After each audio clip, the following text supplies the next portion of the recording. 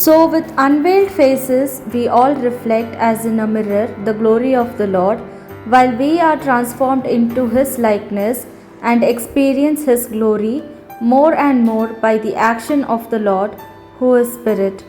2 Corinthians chapter 3 verse 18. ನಮ್ಮ ಮುಖಗಳು ಮುಸುಕಿನಿಂದ ಮುಚ್ಚಲ್ಪಟ್ಟಿಲ್ಲ. ನಾವೆಲ್ಲರೂ ಮುಸುಕು ತೆರೆದ ಮುಖವುಳ್ಳವರಾಗಿದ್ದು ಪ್ರಭುವಿನ ಮಹಿಮೆಯನ್ನು ಪ್ರತಿಬಿಂಬಿಸುವ ಕನ್ನಡಿಯಂತಿದ್ದೇವೆ. ಪ್ರಭುವಿನಿಂದ ಹೊರಹೊಮ್ಮುವ ಮಹಿಮೆಯು ನಮ್ಮನ್ನು ಅಧಿಕವಾಗಿ ಮಾರ್ಪಡಿಸಿ ಆತನನ್ನೇ ಹೋಲುವಂತೆ ಮಾಡುತ್ತದೆ. ಇದೆಲ್ಲ ದೇವರಾತ್ಮರಾಗಿರುವ ಪ್ರಭುವಿನ ಕಾರ್ಯವೇ. 2 ಕೊರಿಂಥದವರಿಗೆ ಅಧ್ಯಾಯ 3 ವಚನ 18.